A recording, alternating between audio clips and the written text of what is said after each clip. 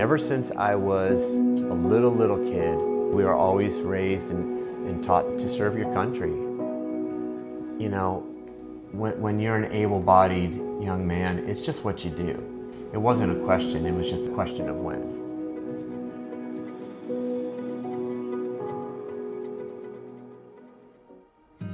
Well, I met him just through his roommate. So I met his roommates first and they were my friend, and so I just kind of knew him as an acquaintance, but I always thought he was very cute. Still do? Yes, I still do. I still do.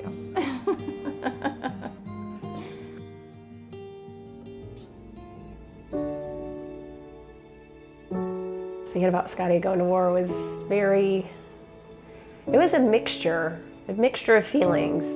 When we drove onto base, he basically said, goodbye.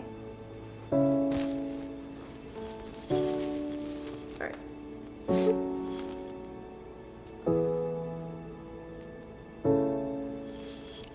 He said, I'm going to hell and I may not come back. But not crying, not angry, just, this is what my job is. This is where I'm going. This is what I have to do, and I love you. And if I come back, it's a perk. It's a perk of the job. And I lost it, and I said, you will be back. That is not an option to not come back. You will be back. Do you remember? Yeah, when on that day that we were shipping out to go to the Middle East. But I had a piece about me, I felt I wasn't going to come back. And I thought about that, and I had accepted it. So.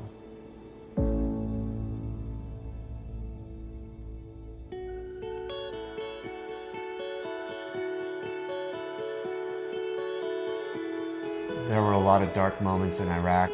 The 1st Marine Regiment took a lot of casualties, a lot of KIA, a lot of WIA. The ones that were wounded and the ones that were dying, you could hear them praying and screaming out in pain as they were dying. Just hearing that in the night, gets to you.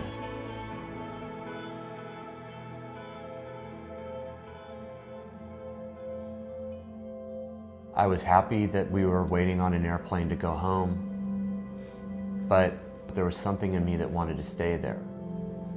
So that's when I really kind of started noticing my mood and depression start to set in, and that's when the nightmares started before I came home. He had several nightmares and stuff like that, but the one where really I knew something had to change is I had gone out with my friends and I came home and he was asleep. So I sat on the bed and I said, hey, I'm home, and he attacked me. He didn't know it was me.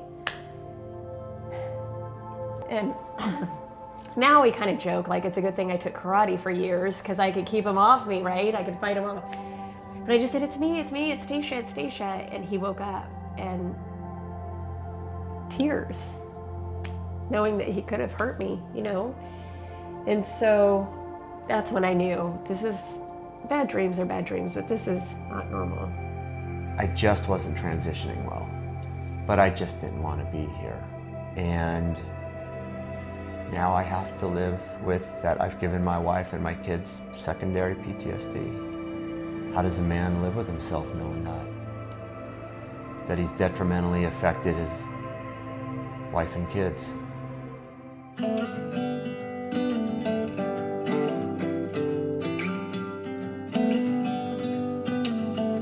Day to day, just trying to figure out, there we go. But I think putting the kids in sports that's how this all started. We put them in sports to give them something to do that has nothing to do with us. Something out of the house that's theirs. And they love it, they thrive on it. Having our military kids want to help out random people that they don't even know personally and help them be able to do like what they dream to do makes me feel really good about it. Ashley has thrived at gymnastics. This is her passion.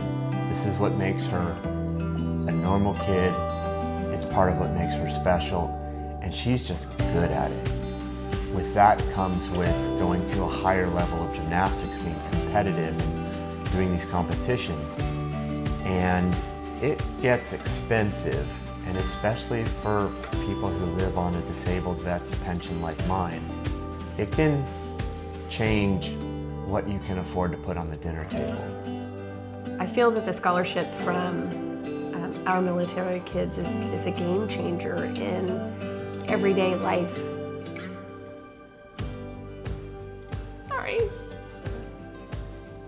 Big deal, huh?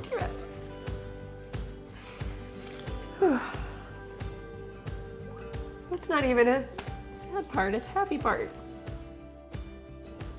I struggled the best I could and did everything I could to make it Daddy and me. And it was just our time. And I'd be out there on the mat, the only dad in the bunch, but it was our special time. And it was a time with gymnastics where Daddy could try and make it right for an hour.